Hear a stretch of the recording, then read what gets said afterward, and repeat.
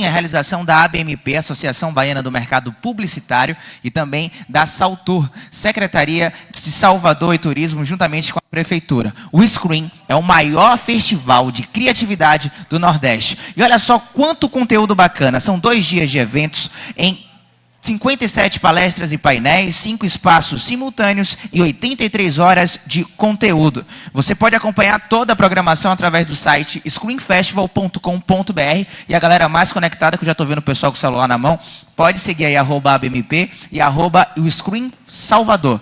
@ABMP, Screen Salvador. Pode usar também as hashtags Screen 2019 e Screen Festival. Agora, atenção a algumas dicas importantes para vocês curtirem o Screen da melhor forma possível. Os espaços estão sujeitos à lotação, então programa-se, veja lá no site, confere tudo bonitinho, vê qual é a palestra que você quer assistir. Além disso, você tem 10 minutos quando acaba uma palestra, a outra. Como os espaços são todos muito perto, né, tem aqui o Fazano, tem o Centro Cultural, o Espaço Barroquinha, a Fundação Gregório de Matos, então dá tempo de se locomover, bem bacana. Avisa também no grupo do WhatsApp, que eu sei que tem gente que veio de amigo, amigo, já marca com todo mundo, para todo mundo curtir a palestra bem legal.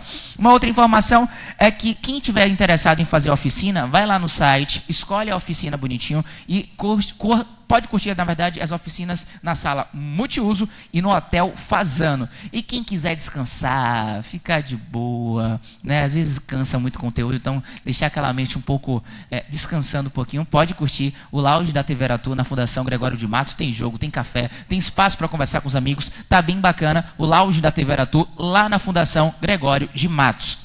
Uma informação importante para vocês, mais uma vez, @Screen Salvador.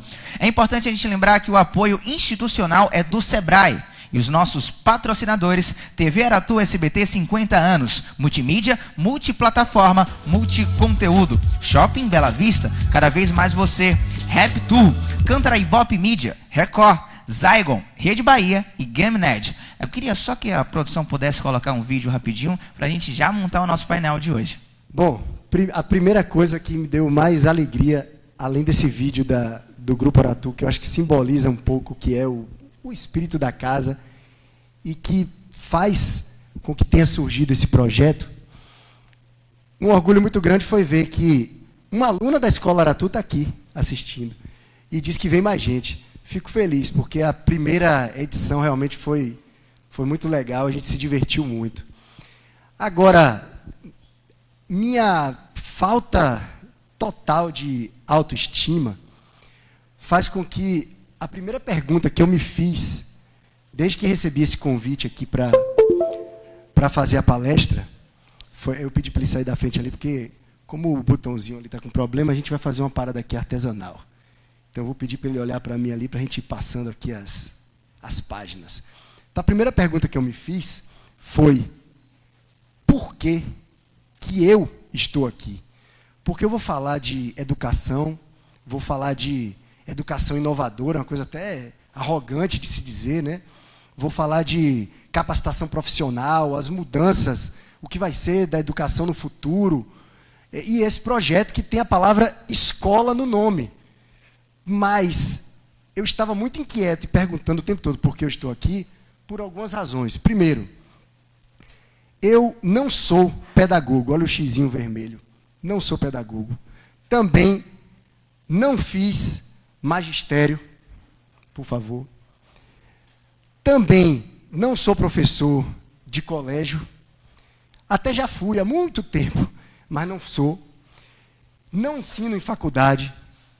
E o principal, tenho que confessar aqui, inclusive diante de educadores de primeira qualidade, sempre tive uma divergência inconciliável, um incômodo muito grande. Eu sempre tive uma relação muito ruim com esse troço chamado escola. Resumindo, eu não amo escolas. Então, diante disso, pergunto mais uma vez, por que eu estou aqui? E aí, refletindo melhor sobre essa questão e pensando, sobretudo, nesse projeto da Escola Aratu e na confiança que a empresa me deu para fazer isso, eu cheguei à conclusão de que eu estou aqui justamente porque eu não sou pedagogo, eu não fiz magistério, eu não ensino em colégio, eu não ensino em faculdade e eu não amo escolas no formato em que eu convivi com elas. Mas nem tudo era ruim na escola. E, pelo menos para mim. E olha, eu tenho o máximo respeito pela instituição escola. Acho que as escolas fazem o que é possível. Mas é um problema que é maior do que elas. É um problema sistêmico.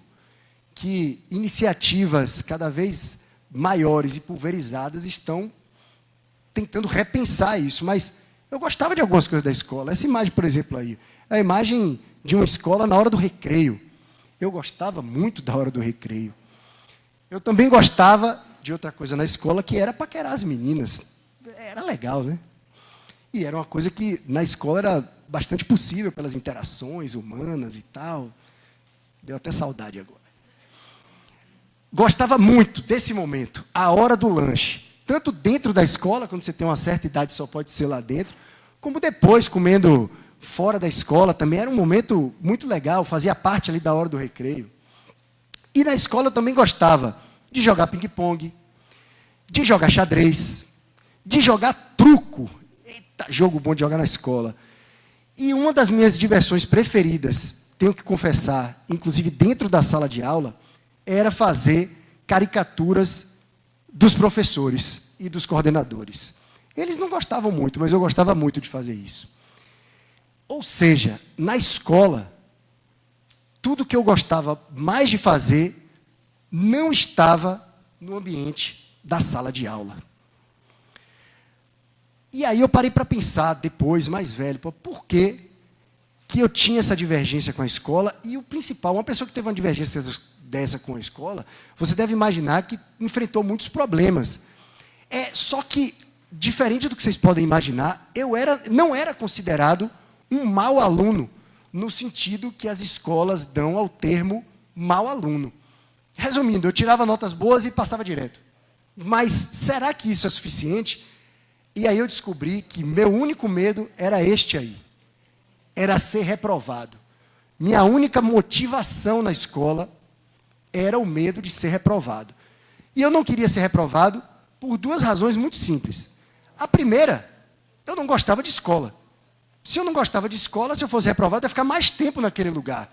Então, repetir seria terrível, porque seria um ano a mais naquele ambiente que eu não me sentia muito bem e reaprendendo tudo que, em tese, eu não tinha aprendido no ano anterior. Então, eu precisava passar. E o outro motivo era esse aí. Essa foto é real. As outras eram todas figurativas. Essa é a verdade. Eu não queria perder o meu grupo de amigos. Eu tinha um grupo que se conhecia desde os 6 anos de idade, e eu sabia que se eu perdesse o ano, eu ia me afastar da turma. Vocês devem estar querendo saber quem sou eu. Eu sou o magricelo ali de calça jeans e chinelo. Então, essas eram as únicas duas razões para eu continuar estudando e tendo notas boas e aprendendo lições valiosas como essa. Alguém sabe o que é isso? Cálculo estequiométrico. Bom, eu vou falar aqui de uma experiência de uma tarde de aula. Eu não vou falar de vários anos, não. Em uma tarde de aula no colégio, poderia acontecer de eu aprender cálculo estequiométrico e depois ter que gravar dessa maneira aí profunda a famosa fórmula de Bhaskara. Que depois, mais velho, a gente aprende que fórmula de Bhaskara serve para resolver fórmula de Bhaskara. A função da fórmula de Bhaskara é você aprender a fazer ela. Você nunca vai entender direito a aplicação. Talvez só Matheus aqui, da Sanar, porque é um homem da área de tecnologia e se relaciona com pessoas que devem realizar a fórmula de Bhaskara todos os dias, com muita empolgação. Talvez ele entenda o motivo, mas, além disso, eu também tive que saber o número de ATPs produzidos no famosíssimo ciclo de Krebs. Por favor, apresente o ciclo de Krebs, pessoal. Eu não estou falando de 6 anos, 5 anos, eu estou falando aqui de uma tarde, certo? Uma tarde de aulas. Já vomitaram em mim todo o conhecimento relacionado a cálculo estequiométrico. 50 minutos, terminou, entrou outro sujeito ali, que nem uma esteira de uma fábrica, sabe? Vai passando. Aí veio fórmula de Bhaskara, logo em seguida ciclo de Krebs. E não parava por aí, não. Na mesma tarde você tinha que saber toda a composição, todos os elementos de uma briófita. Você tinha que saber o índice pluviométrico na tundra. Você tinha que saber o coletivo de borboleta, que por um acaso eu sei que é Paná. Você sabia disso, velho? O coletivo, pode passar, pode voltar, porque essa é boa. Pode voltar, volte 2. Volte 2, porque o coletivo de borboleta é Paná. E também eu aprendi que o famoso Ante Pavelić, líder fascista da Croácia, era conhecido como Poglavnik. E isso caía na questão de marcar. Quem era conhecido como Poglavnik? Ante Pavelić, o homem que foi o líder fascista na Croácia. Poglavnik, eu fui aprender muito tempo depois que significa aquele que está acima de todos. É a mesma pegada do Duce na Itália, do Führer na Alemanha, era o grande líder. E eu estou falando aqui de uma tarde de aula. E aí, será que é possível aprender todo esse conteúdo, conectá-lo à realidade? Isso é que talvez seja o maior desafio. Receber esse conteúdo todo e conectá-lo à realidade. Mas as escolas têm culpa? Não sei, acho que talvez não. Se o objetivo depois é fazer um concurso para depois você dizer que terminou os seus estudos e vai iniciar o trabalho, está no padrão. Mas será que essa é educação, é isso? Educação na etimologia mesmo, você conduzir pelo caminho do que está lá fora e tal. Será que é isso? Bom, um dia, numa aula de português, um professor estendeu a mão e disse, precisando de ajuda, fale comigo. Eu falei, pronto, alguém me entendeu, alguém está entendendo o meu drama. Vou poder desabafar, mas não. Tudo que ele queria saber era a classificação da oração precisando de ajuda. E aí eu aprendi naquele dia, volta por favor, que precisando de ajuda é uma oração subordinada, adverbial, condicional, reduzida de gerúndio. Ok? Aquilo foi bem importante. Aí eu comecei a pensar, bom, eu estou aqui, não tem jeito. O que é que eu vou fazer? Eu tenho que transformar, eu fico muitas horas aqui, eu tenho que transformar isso na experiência mais prazerosa possível. Desses conteúdos que eu mostrei aí, fazendo essa gozação e tal, eu gostava de alguns deles. Alguns deles eu transformava num jogo, achava até divertido. E sei que vocês talvez gostassem de alguns outros, que eu também fiz pouco caso e tal. Mas o principal era por que aquilo tudo? E aí, diante desse... É uma expressão grosseira para quem acabou de tomar café, mas dos professores vomitando informações todos os dias. Muita informação, e a gente vivendo poucas experiências e aprendendo poucas habilidades. Era muita informação, era um acúmulo de informação impossível, sobretudo para o cérebro de um adolescente. Outro dia eu dei uma palestra num evento que a Aratu estava organizando, que é o Circuito Enem, e aí eu dei uma palestra para uma turma que ia fazer vestibular.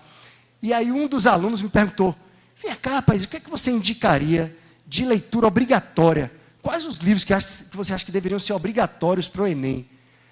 Rapaz, eu fiquei sem graça, porque tinha um monte de gente de escolas ali, porque o evento era patrocinado e tal, mas eu falei, rapaz, eu acho que na escola o livro não deveria ser obrigatório, o livro deveria ser proibido. Imagine, proibido ler o livro O Cobrador, de Rubem Fonseca. Fale isso para um adolescente. O que é que ia acontecer? No dia seguinte, todo mundo ia ler O Cobrador, de Rubem Fonseca, em uma sentada. Proibido ler Machado de Assis. Em quem toca... isso aqui é literatura maldita, viu? Não toque Machado de Assis, que isso aí é problema. Pense aí, os hormônios adolescentes, todo mundo desesperado ali pela rebeldia, para fazer o que é proibido. Enfim, talvez não fosse didaticamente apropriado, mas foi a resposta que me veio. Obrigar a ler é um crime, né? Ler é uma das experiências mais prazerosas da vida e a pessoa já aprende a odiá-la na escola. Então, passei por esse processo todo e no meu bloquinho de anotações mentais, ao terminar a escola, eu digo aí o primeiro grau, eu cheguei à conclusão de que eu passei por aquilo tudo e vivi experiências que não me encantaram, não me estimularam, não marcaram minha vida, não foram prazerosas e, principalmente, não foram úteis. E úteis eu não estou pensando na visão do mercado, não. Não foram úteis para a minha existência, para a minha vida. E foram muitos anos. Aí você fala, esses anos foram todos jogados no lixo. Vamos refletir sobre isso. Logo em seguida, bom, eu sou de 77, eu nasci em 77. Então, na escola, eu não conhecia a internet. Eu fui conhecer a internet no meio da faculdade, ainda de maneira muito artesanal. Tinha um programa de busca chamado KD, que era nacional, e tinha o Yahoo, que qualquer palavra que você botasse, as ocorrências iniciais eram sempre as mesmas. Eram poucos sites ainda, né?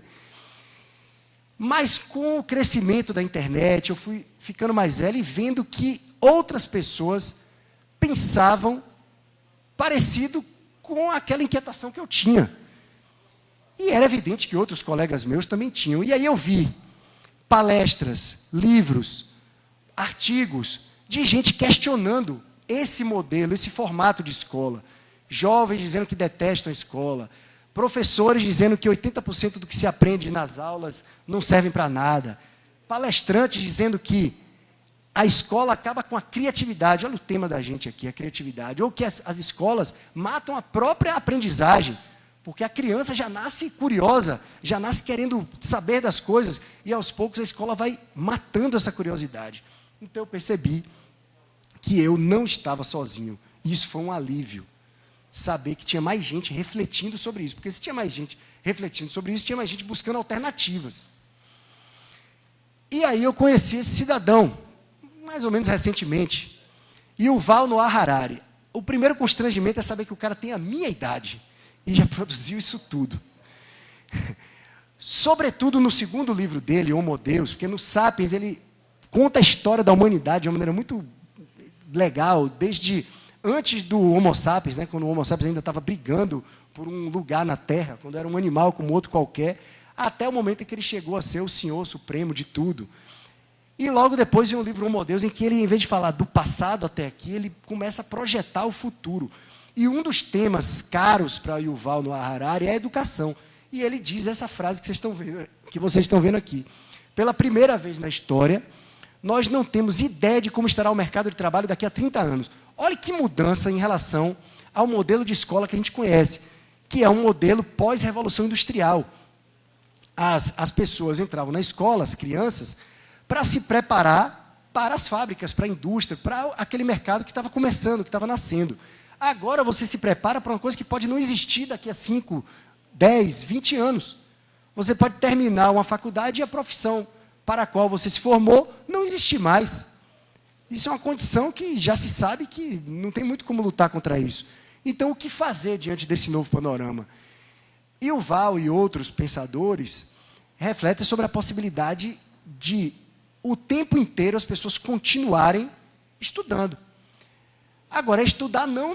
Quando fala em estudar, você relembra todo aquele panorama tenebroso que eu descrevi aqui da escola. Foi tenebroso para mim, viu? Se vocês gostaram, não tem problema, ótimo. Para mim não foi prazeroso.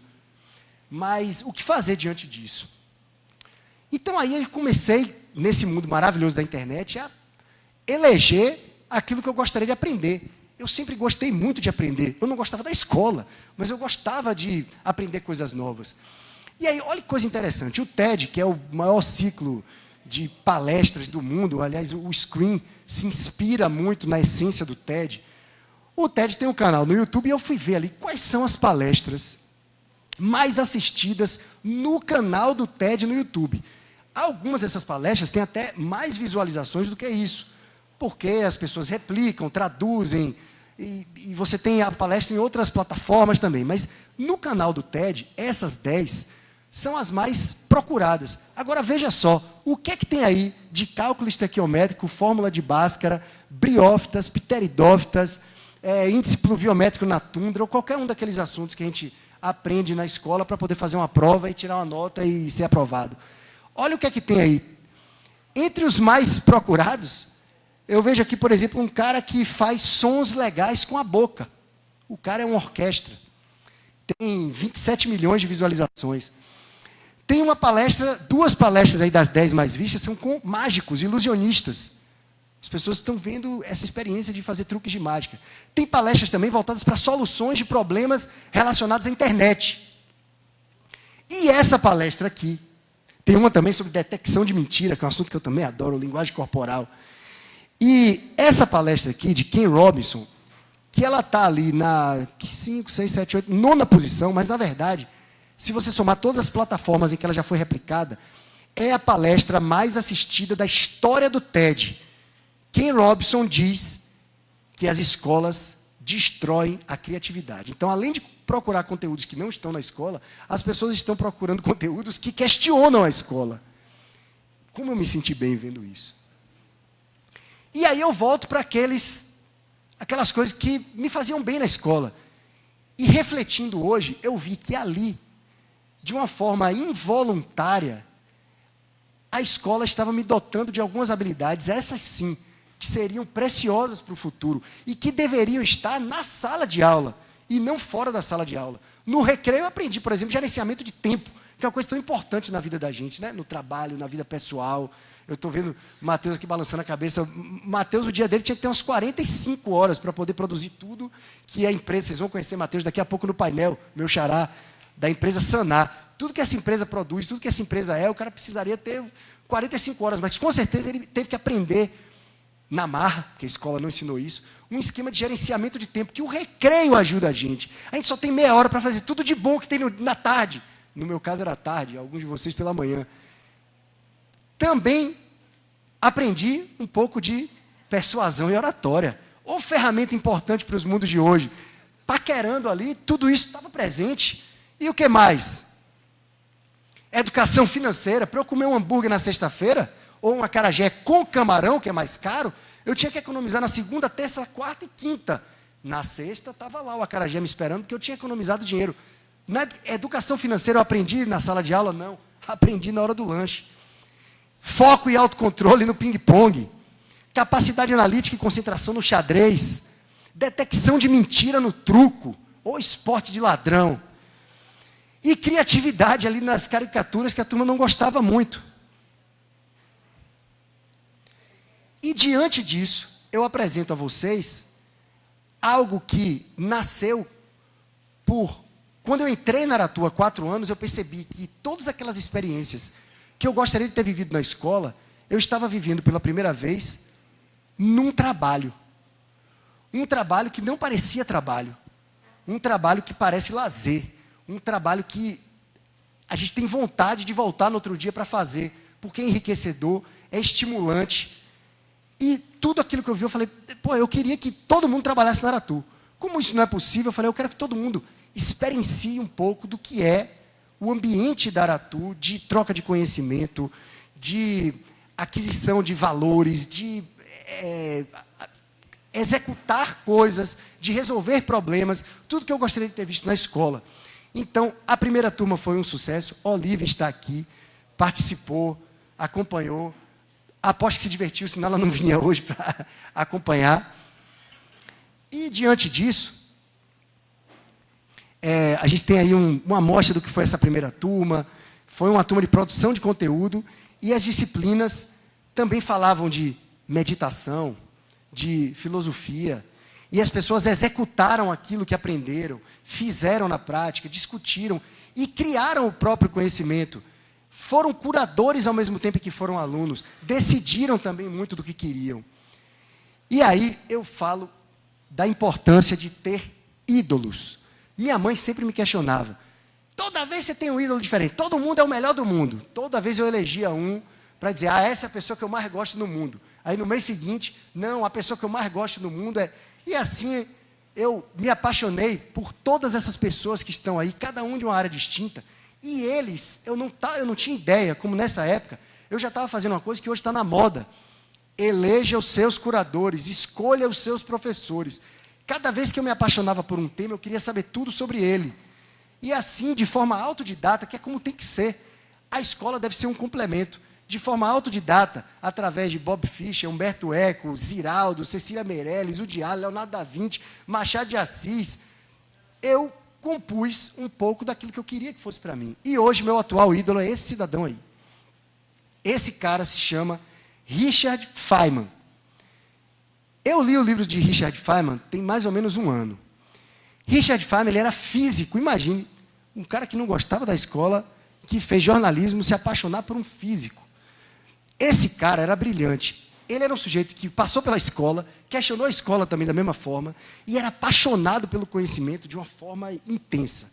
Ele gostava de acompanhar o movimento das formigas, gostava de abrir cofres, gostava de resolver enigmas, dava aulas de física, gostava de desenhar, tocava bongô, veio para o Brasil, saiu na escola de samba tocando frigideira, ganhou um Nobel de Física aí no caminho, que quando o cara ligou para ele de madrugada, leia o livro de Feynman, que vocês vão gostar. Quando o cara ligou para Feynman de madrugada, ele falou, pelo amor de Deus, não me acorde não. Não, o senhor ganhou o Nobel, tudo bem, mas liga amanhã de manhã. Aquilo não era tão importante, o prêmio de Feynman não era o Nobel. O prêmio de Feynman era o aprendizado, era o conhecimento. Participou do projeto Manhattan, que deu origem à bomba atômica. Esse cara realizou tudo que era possível realizar descobriu também as causas daquele acidente com o ônibus espacial americano, Challenger. Ele descobriu as causas, ele que revelou. Enfim, esse cara mostrou que é possível aprender qualquer coisa. E ele ensina um método que eu não vou ter tempo de apresentar, mas que eu quero que depois vocês procurem na internet. Aprenda em 4 passos com a técnica de Feynman. São 4 passos muito simples. Depois, pesquisem sobre ele. Escolha um assunto de sua preferência. Ensine ou finja ensinar para uma criança, em voz alta, diante do espelho, para um gravador. Identifique os buracos na própria compreensão. O que é que você não entendeu direito? Volte, revise, organize e simplifique. Parece fácil, siga o passo a passo, porque é fácil mesmo. E sabe quem é que segue esse método? Algumas das mentes mais brilhantes do planeta e algumas das pessoas mais poderosas do planeta. O prefácio do livro de Feynman é de Bill Gates. Mark Zuckerberg é fã de Feynman. Elon Musk aplica esses conceitos para realizar tudo que realiza.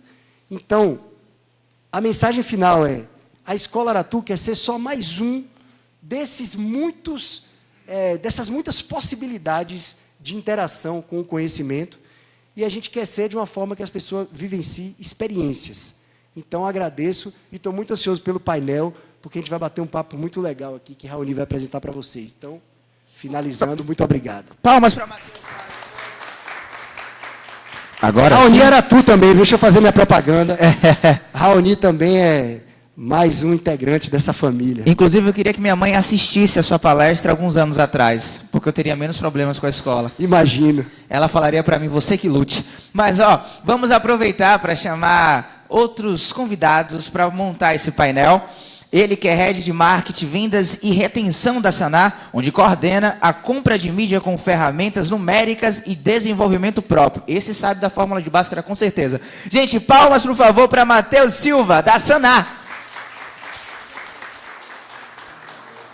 Agora, Ana Júlia Paz, mas calma, Aninha, deixa eu te apresentar primeiro. É graduada em Relações Públicas na UNEB e Administração na UFBA. Idealizadora de 3 empresas, a Cafeína, a Ana Júi e a 123 Já. Muito melhor que o pai do Cris. Gente, palmas, por favor, para Ana Júlia Paz, da Escola Cafeína. Bom dia.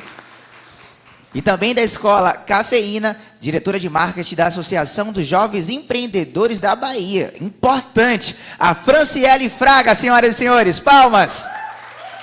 Com torcida, hein? E para encerrar o nosso painel de hoje, o coordenador da Unirui, Adelino Montalverne. Cadê ele? Palmas para ele, por favor. Senhoras e senhores, o poder, o microfone, a voz do screen, agora com vocês.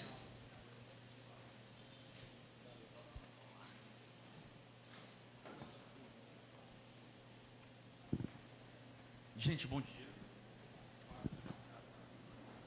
Dia. Tá ligado? Tá. Gente, bota fone surdo, né? Não, em sério, eu sou meio surdo. Bom dia, que incrível começar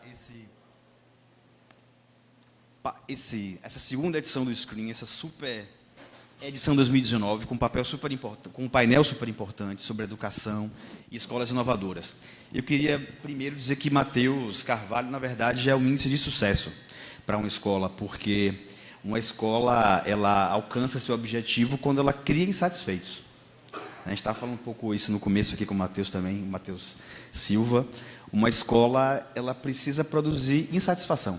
Ela precisa produzir inquietude, ela precisa produzir não conformidade.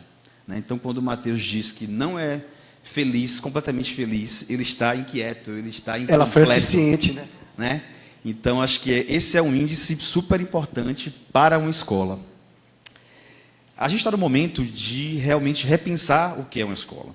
Acho que grande parte das insatisfações são pelo modelo da escola. A gente tem um modelo ainda hoje, um modelo antigo de uma escola, um modelo que pensava produzir pessoas para fábricas, né? Então, era um outro momento. Então, esse momento que a gente está passando agora é super importante para que a gente repense um novo conceito de escola.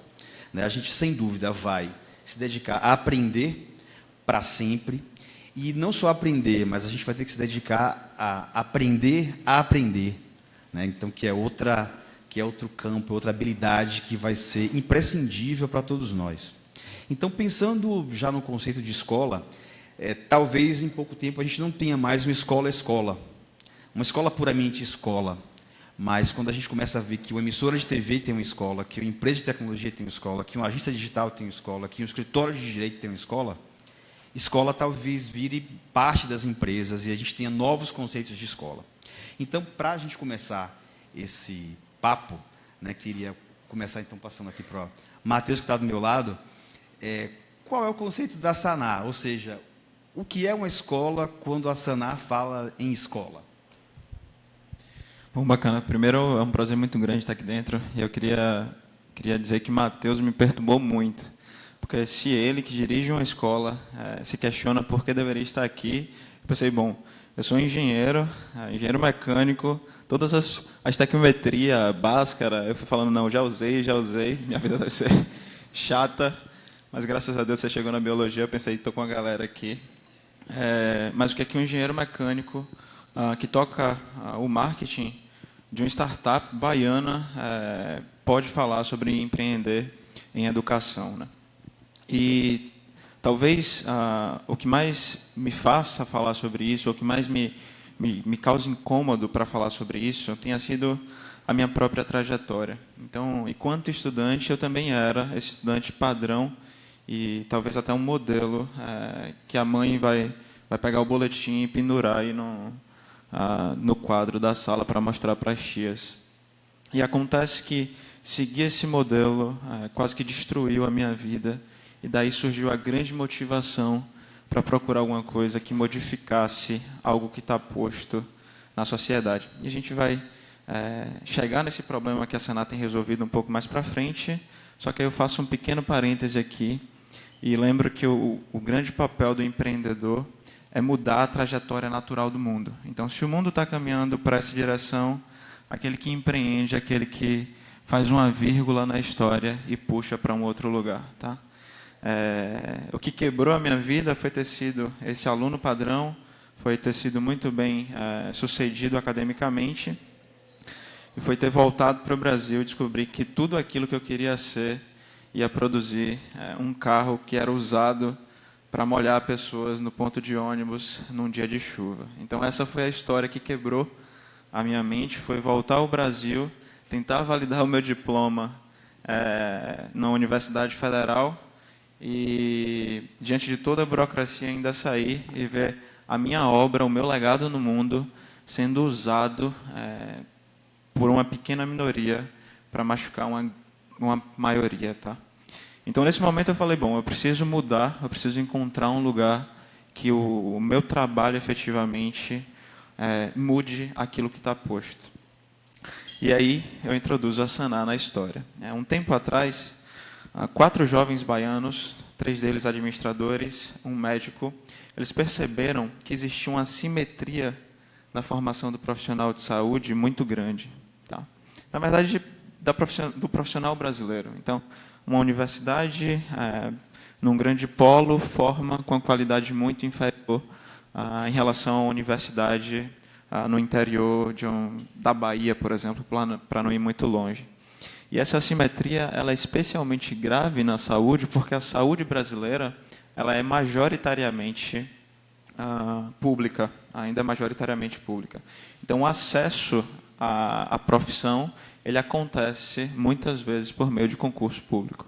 Então, era novamente o sistema criando uma prova cujo objetivo era justamente encaixotar, empacotar todo mundo para medir ali, para selecionar através do passado, do conhecimento adquirido. E a gente percebeu que dava para fazer diferente. A gente percebeu que dava para educar, para passar numa prova e não fornecer tudo que a universidade não forneceu, mas dava para fazer com que essa pessoa tivesse acesso a uma vida através, inicialmente, de um livro. E depois a gente pensou, bom, se um livro ajuda as pessoas, por que não fazer um curso que talvez ajude ainda mais? E depois a gente pensou, bom, e se um curso ajuda, qual o papel de um aplicativo nisso?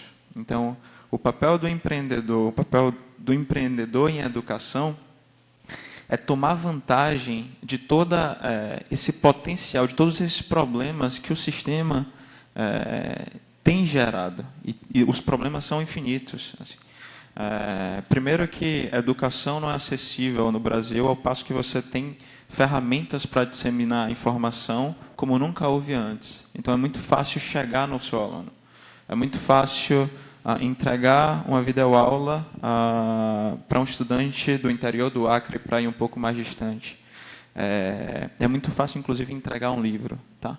Então, a magia de empreender, de mudar a educação, é que, uma vez que você faz isso, reverbera na sociedade não só a vírgula que você colocou na história, mas você faz com que pessoas também coloquem vírgulas. Então, são essas pessoas que também são estimuladas a produzir ou a criar um mundo diferente daquilo que tem sido, da trajetória natural que o mundo tem tomado. Então, essa é a minha história, a história da Sanar, resumidamente. Então, nós somos uma empresa voltada para profissionais médicos, fazemos educação, então a gente faz livro, curso, aplicativo de educação, e hoje, assim, temos alguns grandes feitos. É uma empresazinha que surgiu na ACM, já tem mais de 120 mil clientes no Brasil, a gente já tem quase 70 mil usuários de todos os nossos aplicativos nessa trajetória. Vocês precisam ver como é lá dentro da Sanar, que ele não disse, porque ele já está acostumado. A primeira vez que eu entrei na Sanar foi uma experiência impressionante. Primeira coisa que eu vi foi uma geladeira de cerveja. Do lado, um palco com uma guitarra, uma bateria, que dia de sexta, né? Vocês tocam ali e tal. E aí, se a pessoa tiver a fim de dar uma relaxada, para ali. Redes em cima para dormir. Um ambiente altamente estimulante. Mas eu tive que me despedir dele e ir embora. Sensacional, muito bom mesmo. Aquilo é tudo voltado para a satisfação do cliente e de vocês. Parabéns. Obrigado, obrigado. Esse movimento é muito bacana, primeiro porque, novamente, entender o que as pessoas querem fazer e como potencializar o que elas querem e têm habilidades para fazer. Então, a gente não acredita que controlar o horário que você entra, o horário que você sai, é a melhor forma de resolver esse problema. Até porque o problema que a gente está tentando resolver, que é o problema um problema de assimetria na formação de profissionais médicos, ele não foi resolvido por ninguém. Então, não é um controle de horas que você vai trabalhar que vai me ajudar a resolver esse problema. Então, um ambiente flexível, inclusive, é tudo muito legal, mas você pode trabalhar da sua casa, contanto que você trabalhe e me ajude a resolver esse problema. Afinal, a gente ainda é uma organização, uma empresa que busca por isso. Está tudo muito bem resolvido. Sobre querer ficar lá, tem vaga, então, se você... Aí não. Estou brincando. Tem um compromisso aqui. Mas parcerias, sem dúvida. Para dar continuidade, né? Vamos lá. Bom dia, gente. Meu nome é Ana Júlia. Para mim é um pouco nervoso estar aqui, porque a gente para pensar, né, refletir um pouco na nossa trajetória e entender por que eu estou aqui num painel sobre educação, se eu comecei a empreender por conta do empreendedorismo. E aí, quando o Matheus estava falando, eu comecei a me perguntar, nossa, eu comecei um projeto que se chama Cafeína, que é uma escola de cursos para empreendedores, mas em nenhum momento, quando eu comecei esse projeto, eu estava tendo a noção que eu estava me inserindo no mundo de educação, e sim de empreendedorismo, porque quando a gente começa algum projeto, a gente está ali tentando resolver alguma dor E a dor que eu estava tentando resolver eram as múltiplas dores dos empreendedores. Então, até então, eu não era a pedagoga, eu não era a professora, eu não era professora de universidade. Eu era apenas uma empreendedora que, com as minhas falhas e com as minhas tentativas e erros, tinha aprendido bastante e acreditava que poderia contribuir com a vida de outros empreendedores também. E aí, nessa jornada, o que eu percebi, algumas descobertas, né? Quando a gente empreende, a gente tem, assim, o privilégio de aprender com a nossa jornada. Eu achava que eu estava criando uma escola de negócios. E eu percebi que eu estou criando uma escola de desenvolvimento de pessoas. Porque, por conta da escola, por conta da sociedade, por conta das redes sociais também, da pressão que a gente vive, nós estamos acostumados a não errar, a não fracassar, a só ter uma resposta certa. E aí a gente se torna um ser humano que tem medos e que tem muitas crenças que nos limitam a ter coragem de tomar alguma atitude que possa mudar a nossa vida. E aí a cafeína me trouxe, né, essa descoberta, onde, através dos alunos e das dores, que são muito comuns, então as pessoas têm problemas com finanças, têm problemas com processos, têm problemas com liderança, têm problemas com marketing, têm problemas com tudo. As dores são muito parecidas, mas a forma com que cada um reage a essas dores é o que faz essas pessoas diferentes. E aí eu comecei a me perguntar, nossa, por que um reage tão bem a uma falta de grana e o outro fica tão mal, tão angustiado com isso? E aí eu fui entender como a referência dos nossos pais, da nossa família, dos nossos amigos, da escola, influencia na maneira como a gente lida com isso hoje em dia, né? E aí eu percebi, nossa, agora sim eu entendo que eu estou no mundo de educação e eu entendo que eu não estou só desenvolvendo pessoas para gerirem melhor os seus negócios, mas pessoas para serem melhores pessoas também. E aí, por conta disso, aí eu vou fazer um contexto para vocês entenderem, né, o que é que a Escola Cafeína é e que tipo de impacto ela quer trazer para as pessoas.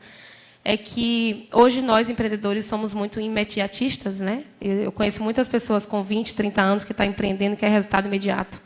Só que a gente tem que entender que nós somos parecidos com o bambu. Às vezes a gente passa 5 anos regando, regando, regando e só está aprofundando a nossa raiz. A gente não começa a ver o bambu. A gente só começa a ver o bambu depois de 5 anos. Então, a gente tem que ter mais paciência, mais persistência. E aí, no meio desse processo, eu entendia que os empreendedores eles buscavam muitos cursos que pudessem trazer resultados mais imediatos, como cursos como marketing, redes sociais, e outros cursos que gerassem maior vendas. E eles não se preocupavam com outros cursos que poderiam prevenir a dor, como cursos de finanças, por exemplo. E aí a Cafeína lançou, né, a nossa primeira formação de empreendedores do Brasil para que a gente pudesse trazer essa consciência. A consciência de que, para eu conseguir chegar lá, eu preciso entender de algumas outras coisas aqui. E aí, nessa formação, a gente compreendeu que a referência e o reflexo que a escola trouxe para esses empreendedores era um reflexo onde os empreendedores tinham muito medo de fracassar, onde tinham muito medo de dar o primeiro passo, onde precisava se sentir 100% preparado para fazer qualquer coisa. E aí a gente percebeu que, nossa, nós não somos uma escola de business, nós somos uma escola de atitude empreendedora, porque é o que está faltando, né? A gente está, no momento, eu já ouvi uma coisa que é bem legal, que nós vivemos uma escola que é do século XIX, com professores do século XX e alunos do século XXI. O que a gente pode fazer para poder contribuir com a vida dessa pessoa de maneira diferente? Porque se eu continuar fazendo o que as pessoas faziam lá atrás, eu não vou conseguir gerar impacto, porque ele não vai ver valor naquilo ali. Então, eu acho que, como essência, assim, em metodologia, em forma de passar o conteúdo, em forma de passar o aprendizado, é entender que nós não estamos mais na era do conhecimento, porque conhecimento eu vou lá no Google, eu pesquiso, eu tenho tudo o que eu quiser. Eu estou na era do aprendizado, eu preciso transformar esse conhecimento em algo prático. Então, como é que eu posso parar para pensar na educação, em vez de eu pensar de maneira generalizada, eu pensar nas particularidades do indivíduo, o que é que cada um, qual é a dor de cada um, como é que ele resolve isso daí. E aí a Cafeína ela surge, né, com esse intuito e o que é mais legal assim do projeto é que nós somos professores, mas nós somos alunos todos os dias e a gente aprende com os nossos empreendedores a como fazer melhor cada dia. É isso.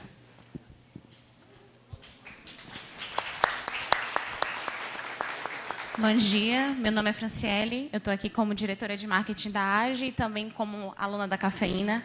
E acho que como aluna, né, eu posso falar muito bem assim o que eu vejo como escola e o que eu valorizo. Muitas vezes, quando a gente vai buscar formações, quando a gente sai da universidade, a gente tem a ideia de que a gente está se preparando para o mercado. E quando a gente chega no mercado, a gente percebe que a gente, na verdade, tem que se preparar para o que a vida está oferecendo, né? Para as oportunidades que estão chegando, para a gente se posicionar e marcar aquele território, aquele lugar ali. E a cafeína, ela me trouxe essa vivência. Eu esperava um curso para aprender a ser empreendedora, para aprender a fazer planejamento de negócios, a entender um pouquinho mais do universo financeiro, entender como é que equilibrar as contas. E aí, chegando lá, eu me deparei que, na verdade, eu estava me formando como humana mesmo. É a formação da gente perceber, de ter uma formação humanista, de gerar valor, de entender, de criar concepções, de criticar, de tentar transformar o nosso entorno, porque as ferramentas a gente vai buscando em qualquer outro lugar.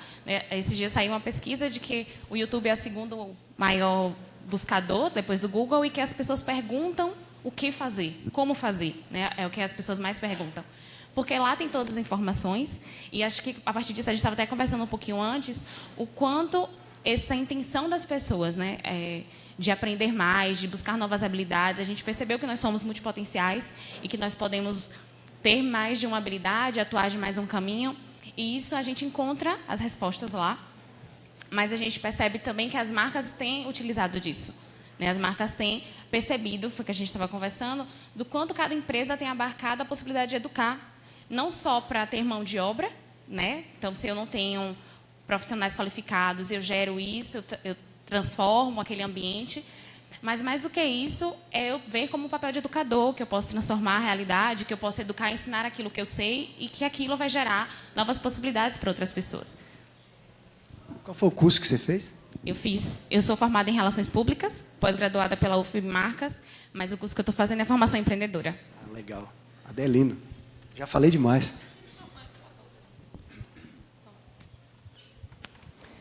Bom, está claro o seguinte, por que vir a um evento que está sendo gravado e estará no YouTube daqui a pouco tempo?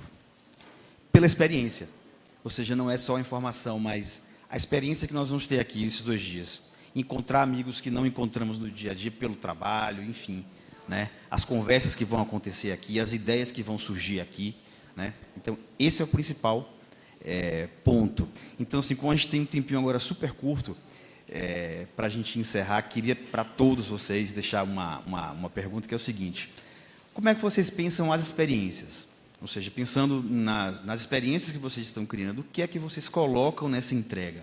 Né? O que é que vocês tentam colocar para criar essa experiência, e uma experiência de satisfação e insatisfação? Né? Então, tem que satisfazer um aluno, mas ao mesmo tempo não satisfazer, para deixá-lo inquieto. Né? Então, quais são os elementos da experiência que vocês criam? Essa pergunta ela é muito difícil de responder, principalmente porque a educação ela presume tirar uma pessoa de um lugar que é confortável e fazer com que ela caminhe, porque nenhuma escola consegue fazer com que alguém aprenda, fazer com que ela caminhe, fazer com que ela se sinta, tenha todos os fatores da motivação para fazer ela chegar em outro ponto. Então, a experiência, principalmente quando a gente está no ambiente digital, que é o ambiente que a gente opera, ela é desafiadora, primeiro porque ainda assim são nossos clientes, então a gente precisa garantir a satisfação deles, só que a gente precisa naturalmente também causar desconforto. Então, a experiência ela é pensada para causar o desconforto necessário para que as pessoas sejam levadas a caminhar do ponto A para o ponto B, que é o motivo pelo qual elas procuram os nossos cursos. Eu adiciono essa complexidade que no ambiente digital, toda essa capacidade de olhar para o seu aluno, identificar o que é que ele está, qual é a cara dele, ele está usando o celular quando está falando, quando está assistindo a minha aula, ele está conversando com um colega, isso tudo é perdido. E é perdido porque eu não consigo enxergar senão através dos números, e aí é o motivo pelo qual no ambiente digital, números são tão relevantes. Então, a experiência a gente foca na tentativa de oferecer um ambiente através do qual a pessoa consegue querer sair do ponto A e chegar no ponto B, e tem todos os fatores que motivam ela para fazer isso, mesmo sendo um ambiente, mesmo sendo um caminho árduo, e ainda assim a gente tenta analisar isso através da interpretação de números.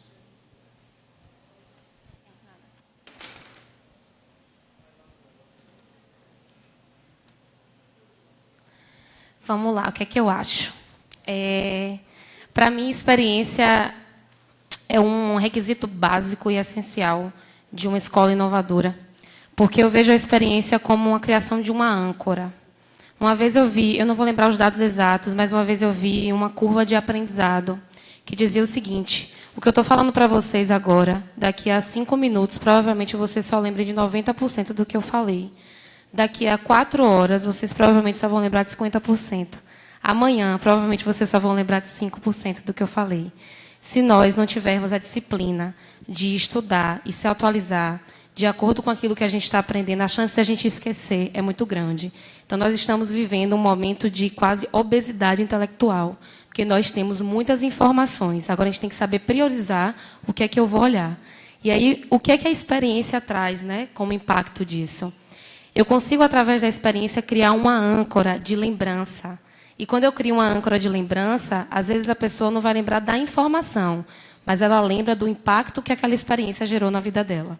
Então, por exemplo, é essencial e é pré-requisito em todos os nossos cursos ter experiências que tenham relação com o que eu estou levando de tema. A gente tem um curso chamado Habilidades Empreendedoras.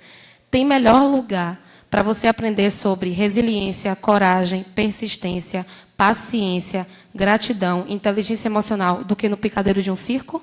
Não tem.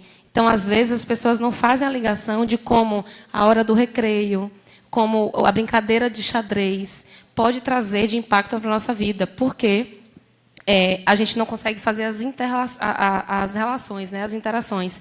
Então, o papel da escola inovadora é trazer esses momentos lúdicos para que a gente consiga construir um aprendizado mais leve. Ele não é mais simples nem mais fácil, ele é só mais leve. E aí eu vou só, para concluir, falar uma experiência que eu já tive. Eu fiz um curso de autoconhecimento e que me deram o desafio de caminhar na brasa. E eu olhei para isso e falei, nossa, eu vou caminhar na brasa, 5 metros de brasa, como assim? Esse povo é louco. Eu estava achando que isso era uma experiência só de YouTube, que as pessoas ficavam manipulando os vídeos e que isso não existia, até que chegou o meu momento. E aí eu me considero uma pessoa extremamente corajosa e tal, mas, pô, pisar o pé na brasa é meio louco, né? E aí o que eles me ensinavam é que, Ana Júlia, você precisa olhar para um ponto fixo. Você não pode olhar para a brasa é seu problema, a brasa é sua dificuldade. Se você caminhar olhando para o seu problema, a chance de você desistir, parar no meio do caminho é muito grande. Então, olhe para o ponto fixo lá na frente, e esse ponto fixo é o seu sonho. É como se você estivesse em busca dele, e não pare de olhar. Vá até o final. E aí eu já me considerava uma pessoa extremamente corajosa, mas estava extremamente medrosa, porque quando a gente fala que a gente tem coragem, não significa que a gente não tem medo. A gente tem medo, mas a coragem ela só é um pouco maior do que o nosso medo. E tudo bem. E aí, quando eu caminhei pela brasa, que eu cheguei, eu arriei de chorar. Eu falei, meu Deus. E aquilo foi uma âncora de coragem tão grande para mim, porque quando a gente empreende, nós temos tantos desafios e tantas decisões difíceis que a gente precisa tomar, que a gente precisa de coragem o tempo inteiro. E aquilo ali, para mim, foi uma âncora de coragem. Quando eu me pergunto, nossa, eu estou sem coragem para fazer isso. Calma, você já pisou na brasa.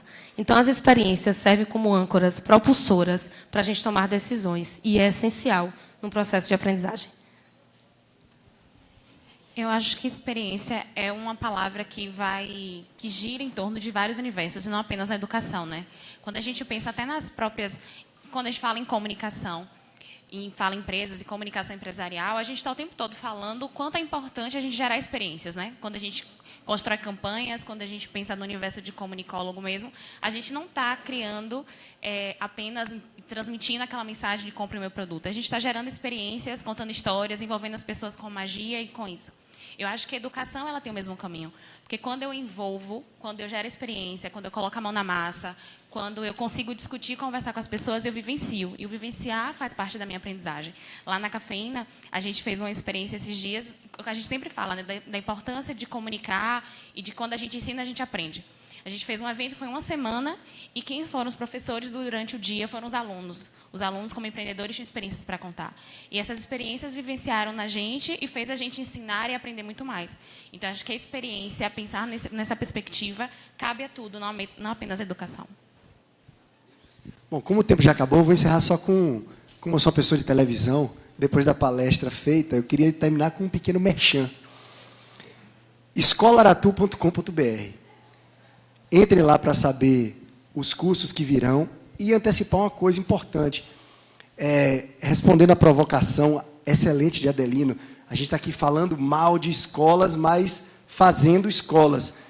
Essa experiência da sala de aula, essa experiência que a gente vive aqui, ainda é muito importante, porque é fundadora do próprio Homo sapiens. E aí eu volto para o livro de Yuval Harari, que eu citei agora há pouco. Essa capacidade de fazer as coisas em grupo, de compartilhar experiências, é do humano. A gente não pode perder isso. A experiência da sala de aula tem que ser parecida com aquela da hora do recreio, da hora do lanche, da hora do ping-pong, mas com esse contato humano também. E eu já aproveito para dizer que a Escola Aratu não são apenas os colaboradores da Aratu que participam das aulas. A gente também funciona como uma curadoria, porque a gente tem uma relação tão boa com pessoas de tantas áreas, a Aratu tem essa capacidade de agregar. Então, eu já aproveito para fazer o convite para a turma aqui que participou comigo, com a Júlia, com o Matheus, para também participar de uma turma da Escola Aratu, também passar um pouco do conhecimento, que eu acho que vai ser muito bom. Adelino também está convidadíssimo. Maravilha. Gente, bom, painel incrível, super importante. Eu queria, só para me colocar do lado de vocês, passar essa experiência. Eu agora, além da RUI, né, que é uma faculdade, enfim, me coloquei numa missão mais pretensiosa, que é criar uma escola também. Então, é uma escola que não tem paredes ainda, não tem nada, e pretende ser uma escola de futuro, né? Então, ou seja, a gente pensar o futuro. E um ponto importante que eu acho desse papo que a gente teve hoje é que a palavra ensino não apareceu nenhuma vez. Eu fiquei prestando atenção, ninguém falou em nenhum momento na palavra ensino. E esse é um chamado que eu queria fazer. A gente precisa realmente matar esse termo ensino. A gente precisa matar essa ideia do ensino, porque o ensino coloca para o professor a responsabilidade de cumprir o papel de ensinar. E se a gente pensa em aprendizado, os alunos aprendem, os professores aprendem, então as experiências, na verdade, passam a ser de aprendizado. Então, se a gente começa a pensar dessa forma, pelo aprendizado, esse evento passa a ser uma escola também. Então, talvez esses 2 dias a gente esteja em um evento, mas também numa escola, e a experiência vai ser mais rica e dividida em todo mundo que participar. Tá? Então, eu queria agradecer aos dois, Matheus, Ana Júlia, Fran. Muito obrigado pelo espaço. Vamos ver agora Super Maurício Magalhães falando sobre o futuro. Obrigado, gente. Palma, gente. Ó, rapidinho. Como eu tenho certeza que muitas pessoas gostaram do que vocês falaram, e hoje, cada vez mais, a gente tem nossa identidade na internet. Quem quiser procurar vocês na internet, como é que faz? Diz aí o arroba de todo mundo aí para o pessoal seguir, quem quiser procurar, saber mais informações. Opa, eu gostei disso. Ó. O meu Instagram está no Montalverne. Essa escola que eu falei, ela não tem prédio e não tem Instagram, mas já está lá, é o Rework Filter. Em breve vai estar com conteúdo lá, mas já existe. Matheus. Bom, por incrível que pareça, eu não uso rede social para além do LinkedIn, então vocês conseguem me adicionar e me seguir no Matheus B. Silva. As meninas do Cafeína. O meu Instagram pessoal é @AnaJuliaPaz, PAS, tá? E o da Cafeína é Escola Cafeína, do jeitinho que tá falando mesmo. O meu pessoal é Franci_Fraga. Matheus, que é o cara do Mechan. Vai lá, Matheus. Eu sou novato no Instagram, é Mate Carvalho 77, MAT Carvalho 77. Valeu, gente. Palmas, por favor, palmas.